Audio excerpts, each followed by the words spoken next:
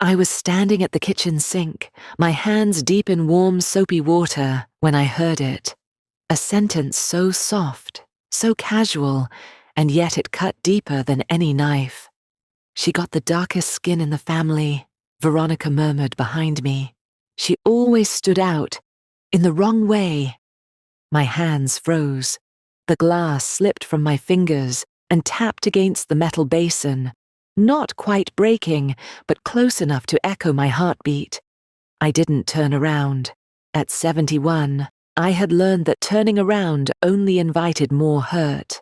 Harper Dawes, my granddaughter, whispered back, "Mum, you shouldn't say that." Veronica laughed under her breath. "I'm just being honest. She knows it.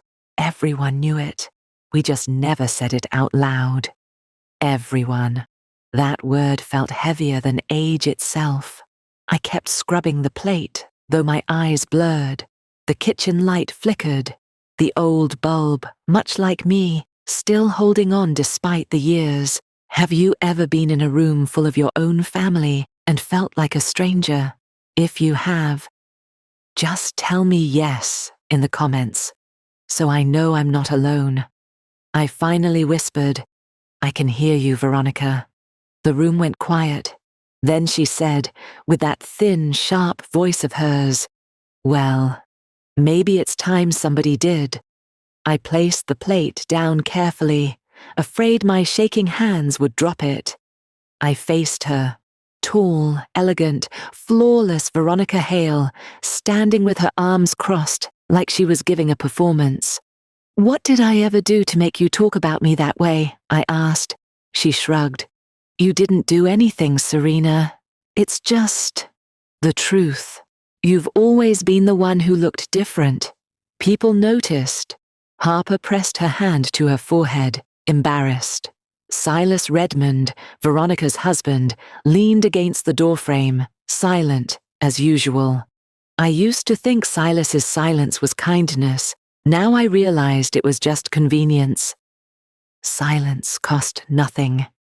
"I looked different," I said softly. "So, I deserved the comments?" Veronica rolled her eyes. "Oh, please. It's not a big deal. I mean, you're used to it, right?" Used to it. The words twisted inside me.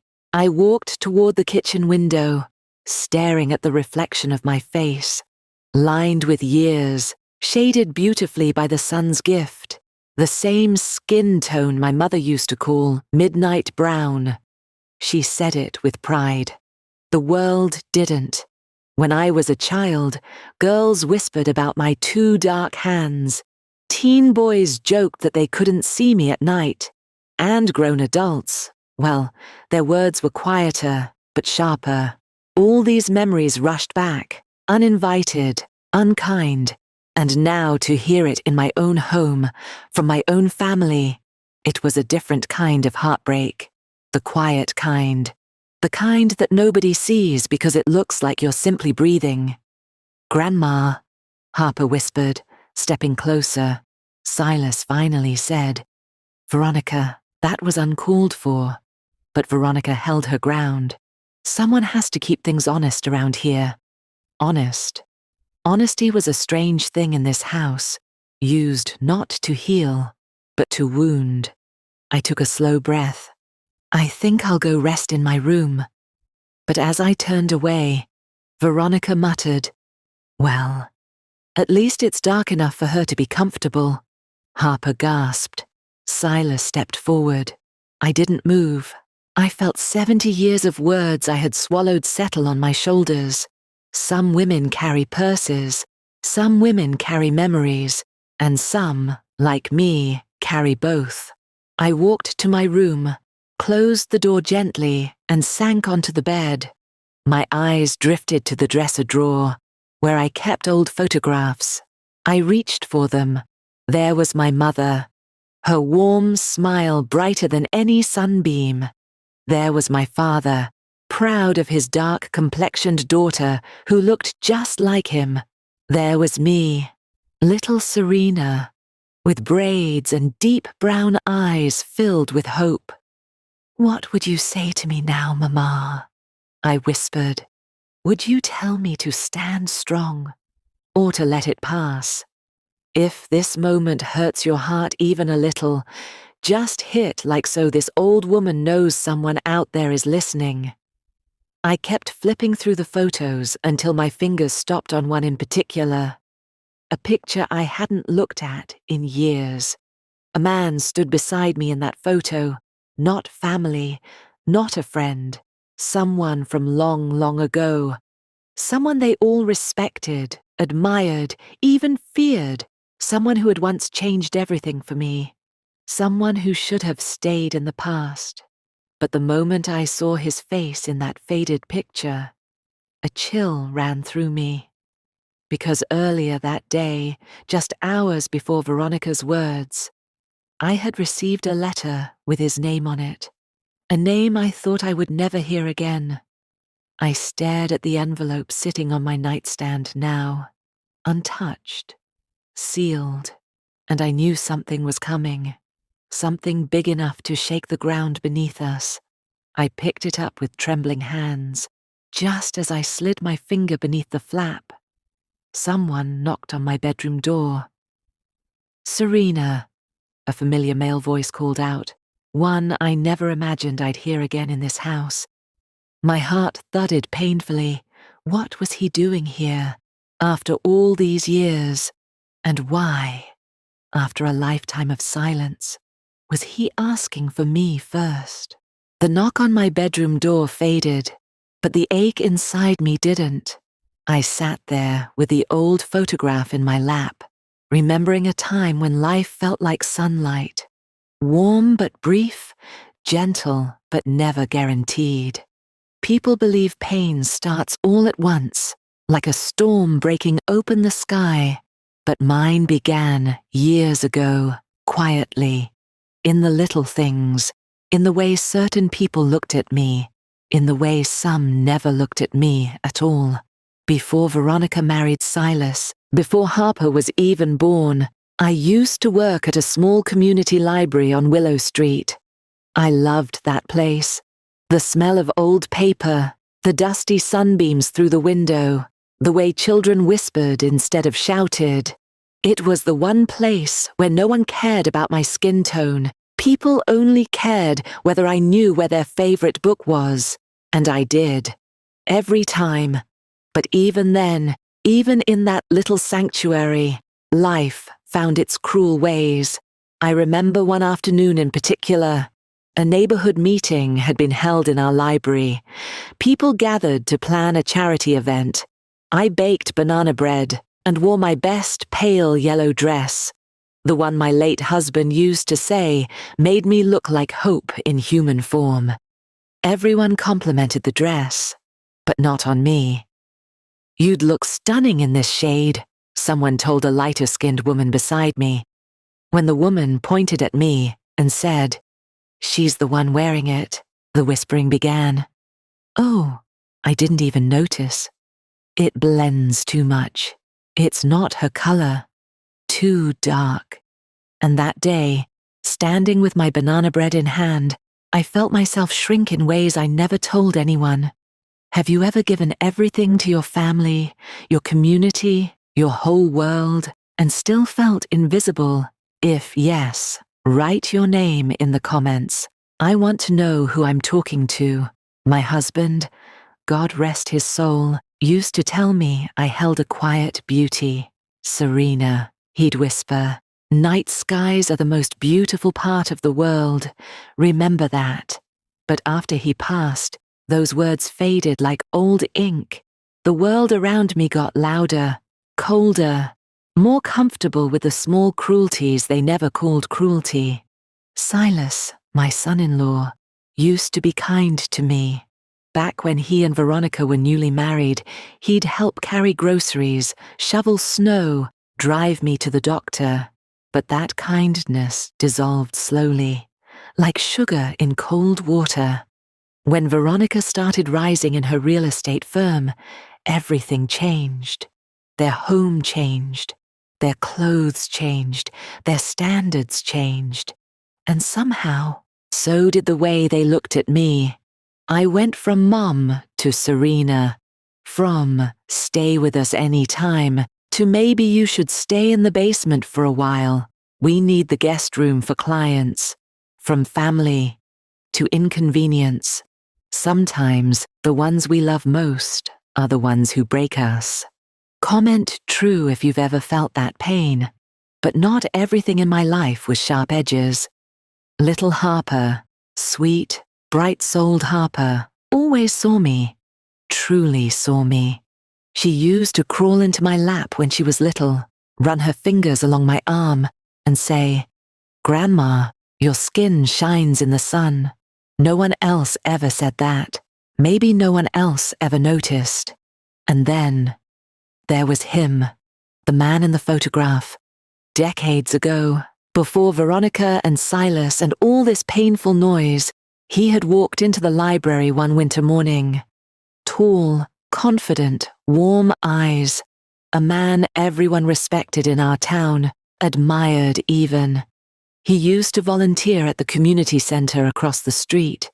His name was written on the envelope lying on my nightstand.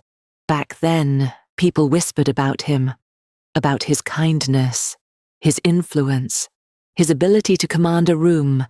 But they whispered even more loudly when he visited me, because he treated me as though my dark skin didn't make me lesser, as though it made me extraordinary. He once said something that shook me at the time. "Serena, the world doesn't need more light skin. It needs more warmth. And you have that." But life, timing, and fear got in the way. We drifted, and then he disappeared from my life altogether, until today. The envelope had arrived that morning. No return address, just my name in handwriting I recognized instantly. A handwriting that pulled me backward in time like a tide. I reached for it now. Before I opened it, I heard footsteps outside my room. Soft, slow, careful. "Grandma?"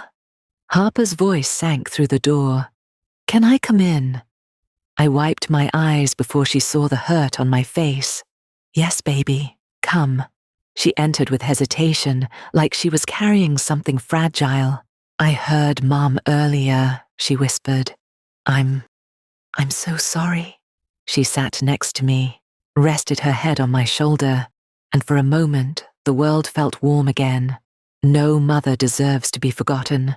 If you believe that too, share this story so someone else remembers it. Harper lifted her head and noticed the envelope. "What's that?" "I'm not sure yet," I said, "but I think it's a part of my past returning." She frowned. "That man, the one in your old photo album." I nodded slowly. She leaned closer. "Do you think Mom or Silas knows about him?" I shook my head. "Your mother barely knows most of my life. She never asked." But Harper's eyes didn't soften. They sharpened. "Grandma," she whispered, "I think they did know. Or at least, they know something." "What makes you say that?" She swallowed, then reached into her hoodie pocket and pulled out a folded paper. "I found this on the kitchen counter before dinner," she said, voice trembling. "Mom hid it when she saw me looking." I unfolded it. It wasn't a letter. It was a bank document with my name on it, and Silas's signature. My heart dropped. "Grandma," Harper whispered, "I think they're planning something. Something they don't want you to know." I stared at the paper, my hands trembling. What were they doing? Why was my name on this? And why? Why did it feel like the truth was finally clawing its way to the surface? The living room felt colder than usual, as if the walls themselves were holding their breath. Evening light slipped through the curtains in thin strips, falling across the wooden table where a single brown envelope lay untouched. The family had gathered, some pretending this was just another discussion, others already bracing for the storm they sensed was coming. But no one spoke. Not yet.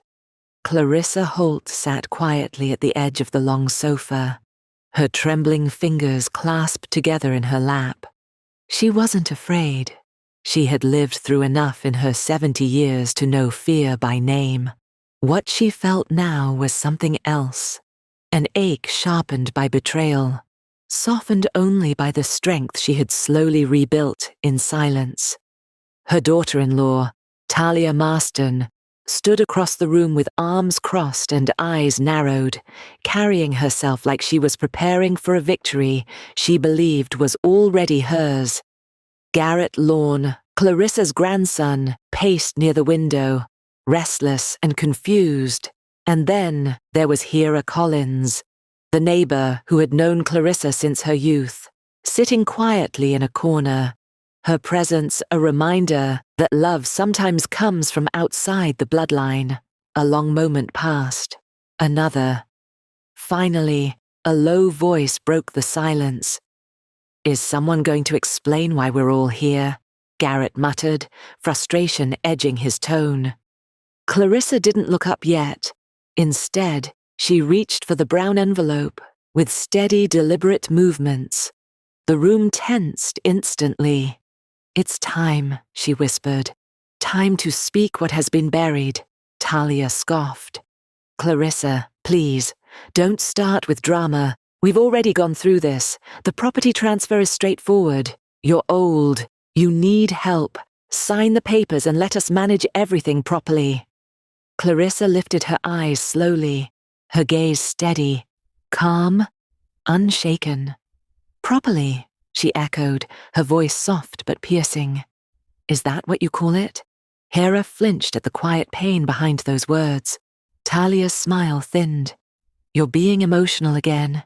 You always do this." Clarissa shook her head. "I am being honest. There's a difference." For a moment, no one moved. Clarissa took a breath, the kind that carries decades inside it. "I heard you both that night," she said, looking at Talia and Garrett. "You thought I was asleep. You said I was a burden, that because my skin is dark, people in this town don't respect me anyway, so what difference does it make if I lose the last thing I have left?" Garrett froze. Talia's face blanched, then hardened.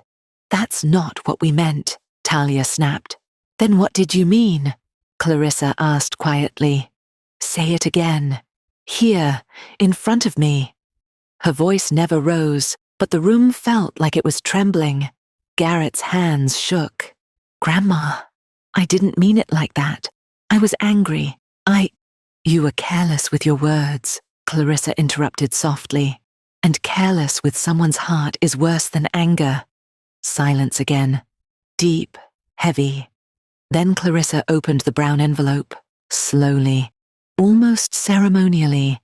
A few documents slid out, old, fragile papers yellowed at the edges, and one folded letter sealed in faded blue ink. Talia stepped forward quickly. "What is that?" "Truth," Clarissa said. She unfolded the first document and placed it on the table. A legal stamp gleamed faintly in the dim light.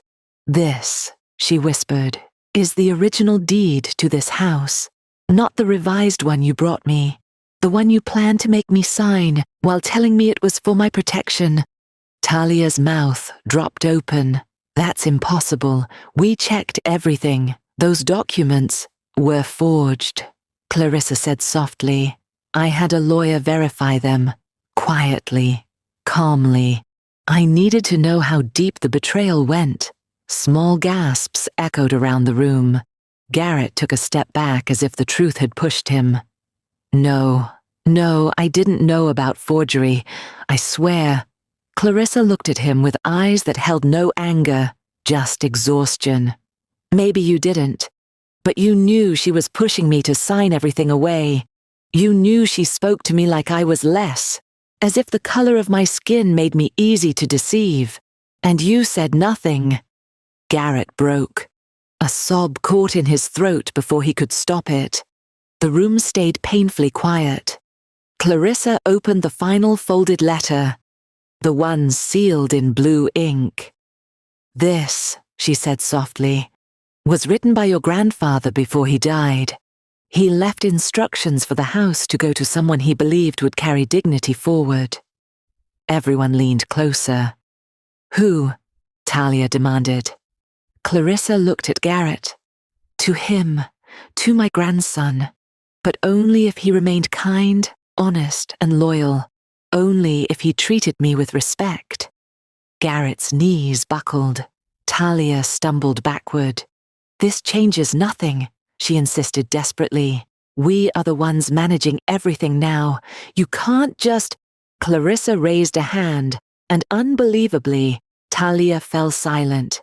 Hera stood finally, walking to Clarissa and placing a gentle hand on her shoulder. Clarissa spoke again, her voice steadier than ever. "Talia, you never mocked my skin in front of others, but your eyes always did. Your actions always did. And now your greed does too." Talia's face turned red with a mixture of shame and fury. Clarissa turned to the viewers of her own story, her eyes glistening. "Have you ever spoken your truth and still been blamed? Write your age in the comments if you know that pain." She wiped one tear, not hiding it. When family turns against you, the silence hurts more than the words. If that's true for you too, comment "true." Talia lunged suddenly, pointing at Clarissa. "You're lying. You're doing this to make me look bad." But at that exact moment, the front door opened. Everyone turned. Standing there was a man they all knew, a man the entire family respected, a man no one expected to be here. His eyes went straight to Clarissa, then to the documents on the table. "I know the truth," he said quietly, "and it's time they know it too." Gasps filled the room. Clarissa's breath caught. Garrett paled. Talia's hand trembled. The man stepped forward, his voice low, steady, unmistakably final. "I'm here to expose everything." The room fell into stunned silence, and before anyone could speak, he removed something from his coat pocket, a recording device, and the truth inside it would change everything. The room felt carved out of silence. No one breathed. No one blinked. The recording device sat in the man's palm, like a tiny bomb waiting to explode. Clarissa Holt kept her hands folded tightly, her fingers trembling, just enough to reveal the weight she carried. Talia Marston stood stiff, her face pale beneath the hard expression she was trying so desperately to hold. Garrett Lorne looked lost, like he was watching the foundation of his world crack beneath his feet. Then, the man pressed play. A soft crackle, a faint hum, and then, voices. Talia's voice came first, sharp and cold. "She's old, Garrett. She won't know the difference. Get her to sign it tomorrow. Once the house is ours, we'll deal with the rest." Then Garrett's hesitant whisper. "But what about Grandpa's letter?" Talia's scoff. "That old woman doesn't even know where she keeps her own memories. That letter won't matter." Gasps filled the room like a wave crashing into stone. Hera Collins covered her mouth, tears forming instantly. Someone in the hallway muttered, "How could they?" Clarissa blinked slowly, her heart aching even as her face remained steady. Decades of quiet wounds felt like they were rising to the surface. Talia lunged forward. "This is taken out of context. This is edited. He's lying." But the man shook his head. "There's more." He pressed play again. Garrett's voice softer this time. "But she raised me. She never asked for anything." Talia's cold reply, "And she'll die with nothing. That's how life works for people like her. Haven't you seen how everyone treats her? Her dark skin, her background. No one respects her anyway." The room froze. Even the air seemed ashamed to move. Clarissa's breath shuddered, but she didn't look away. Someone whispered from the back, How could you say that about your own grandmother? Talia turned red with panic. You don't understand. I was just angry. But the evidence didn't care. Pain had been recorded. Truth had a voice now. The man looked around the room, then spoke clearly. This recording was made the night you tried to trick Clarissa into signing over her house. I knew something was wrong. I followed you, and now everyone knows the truth. Clarissa slowly rose from her seat. Every joint in her body ached, but her voice remained calm. I gave you my home, my trust, my heart, and you tried to take the last thing your grandfather left behind because of the color of my skin. Talia covered her face. Clarissa, I'm sorry. Please. But the apology rang hollow, empty. The man stepped forward again. I've already submitted these recordings to the lawyer. The forged documents have been exposed. Everything will be handled legally. Talia stared at him. You can't do this. This is family business. Family business ends, he answered softly. When family betrays their own blood. A murmur swept through the room. She doesn't deserve this. Shameful. Some people only realize too late what real wealth is. Talia couldn't bear it. She turned away, shoulders shaking with rage and humiliation. Garrett sank onto a chair, burying his face in his hands. Clarissa's eyes softened despite everything. Garrett, she whispered, stand up. He lifted his head slowly. His cheeks were wet. His voice cracked. Grandma, I don't know what to say. You don't have to say anything, Clarissa replied. Just listen. She picked up her husband's letter from the table. The edges were worn, the ink faint, but the love inside it still alive. Your grandfather believed in kindness. He believed you would grow into a man who protected, not took. But today, you walked away from who he hoped you would be. Garrett's chin trembled. I'm sorry. I was weak.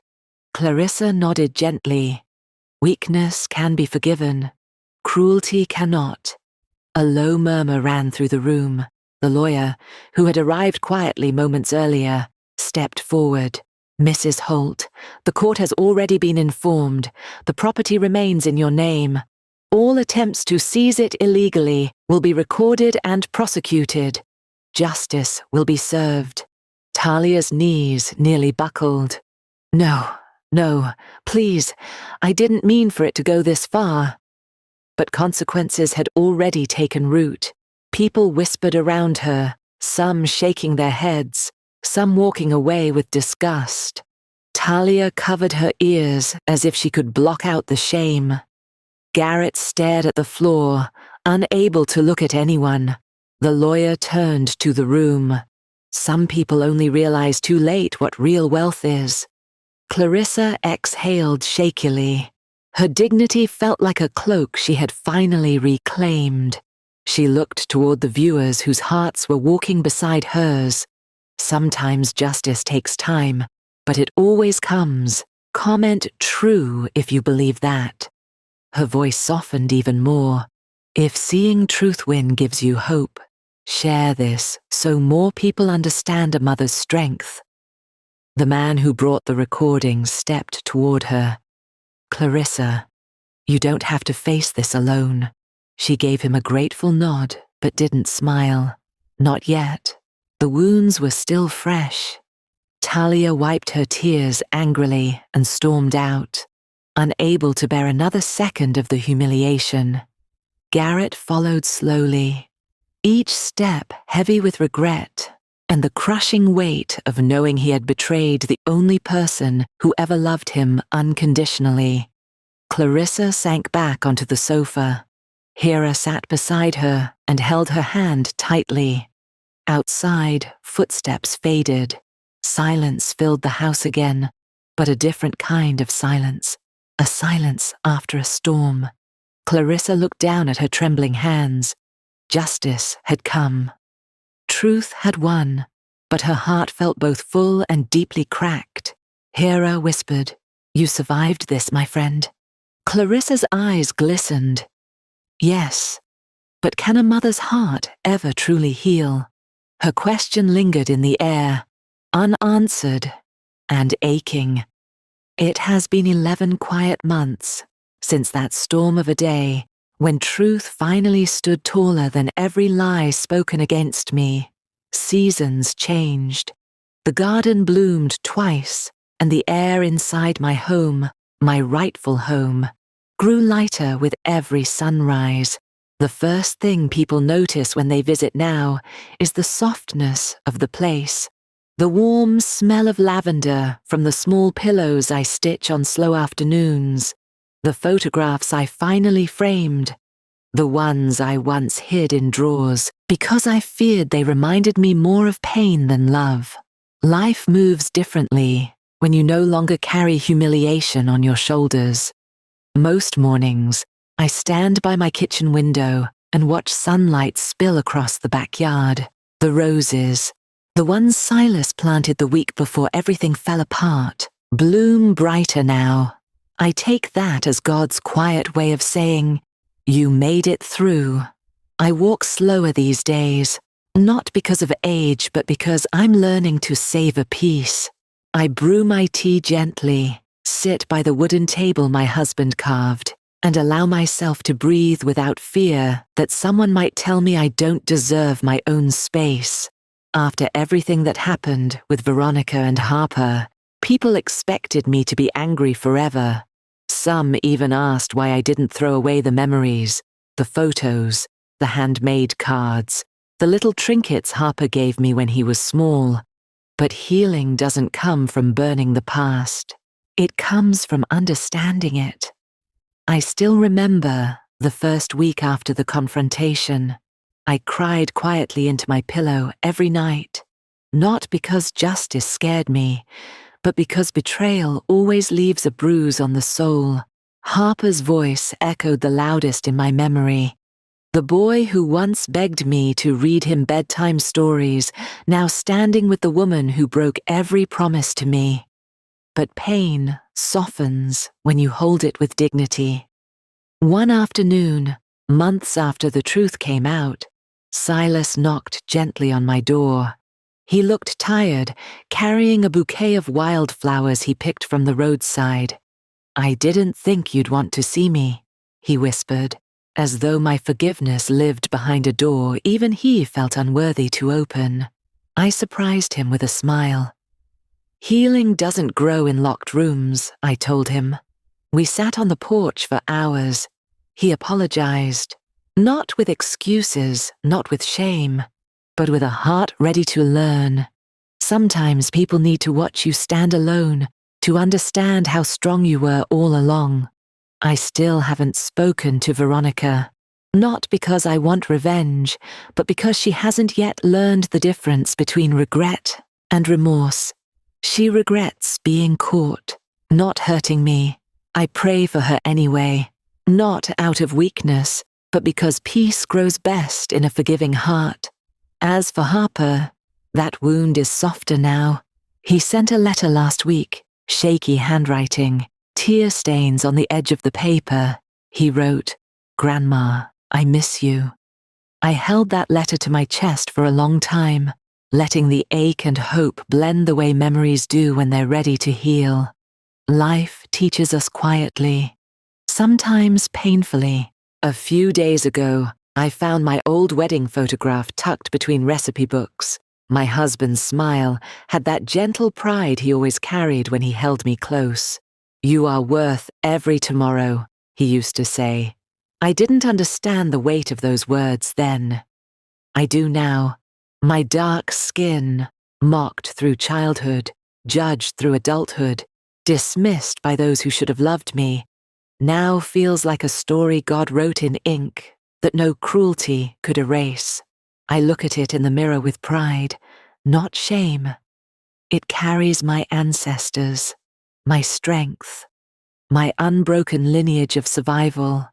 And sometimes at night, when I sit by the window and watch the moonlight stretch across my living room, I whisper to myself, You made it through every storm they said would drown you. Healing isn't loud. It's a soft rebuilding of the heart, one breath at a time.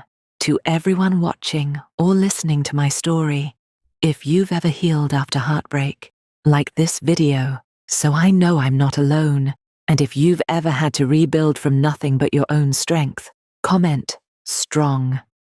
Grandmothers deserve love, respect, dignity. Share this so people remember that. Last Sunday, Silas visited again. We baked apple bread together, laughing at how he still can't crack eggs properly after all these years. For a moment, the house felt full again, not with noise, but with warmth. Later, we sat in the garden, the late afternoon sun resting on our shoulders. He looked at me and said softly, "I never understood your strength until I watched you stand in it." I touched his hand, feeling the warmth of forgiveness settle between us. "Strength grows from the moments no one sees," I told him. Now the house feels like a chapter I'm no longer afraid to read again.